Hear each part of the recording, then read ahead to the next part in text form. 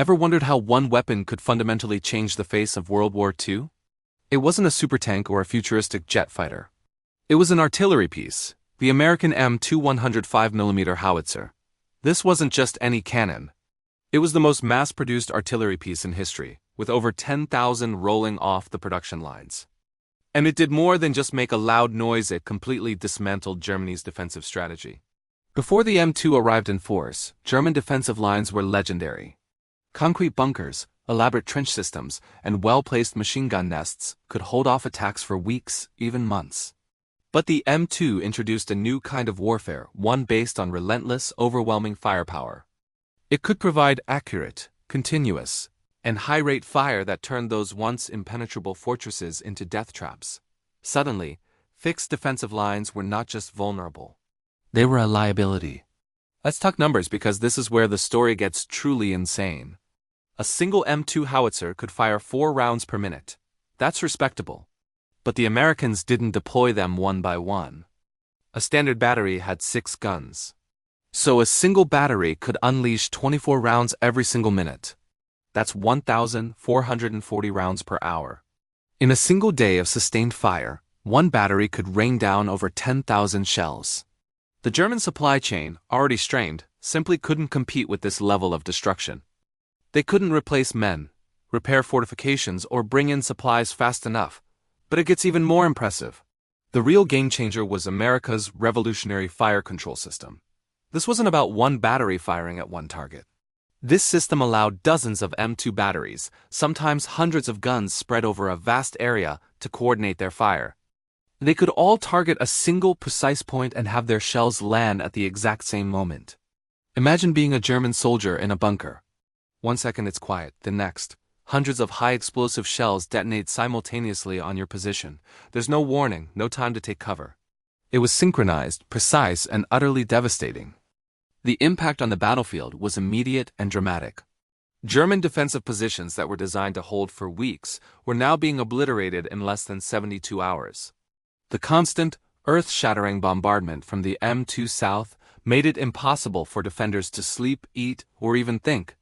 Morale plummeted. Artillery superiority became the single most decisive factor on the Western Front. In some sectors, the Americans deployed these guns with incredible density, 1 howitzer for every 450 meters of front line. This blanket of steel made it impossible for German troops to move during the day without being spotted and annihilated. Defense became statistically unsustainable. You couldn't survive. And the M2 was a jack of all trades. Its versatility was another key to its success. It could fire a wide variety of shells. Standard high-explosive rounds could pulverize bunkers and infantry. Armor-piercing shells could take on German tanks that got too close.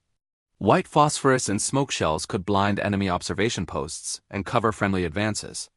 And perhaps most terrifying of all were the airburst rounds, which would explode above the trenches, showering the soldiers below with a lethal rain of shrapnel. German forces had to prepare for multiple attack scenarios from a single weapon system, stretching their resources and their nerves to the breaking point.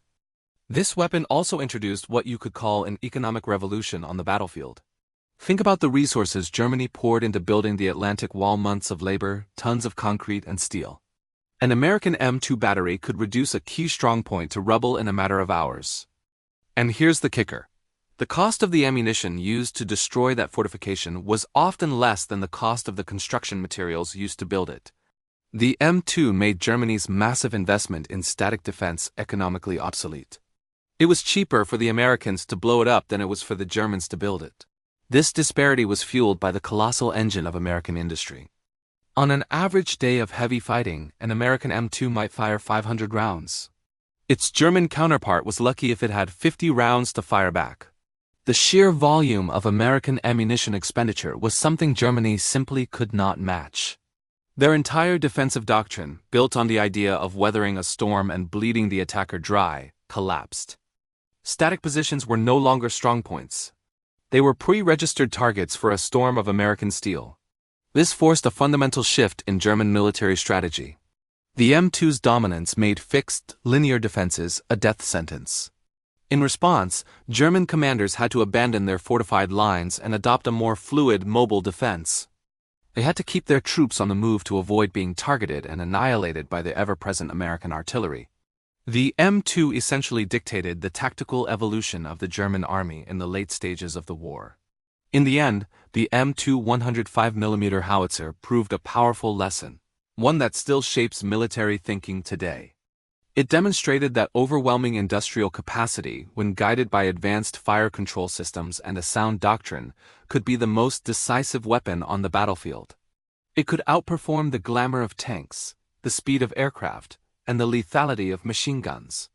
It was the weapon that broke the back of German defenses and paved the way for Allied victory. A testament to the power of relentless, calculated, industrial-scale firepower. Thanks for watching.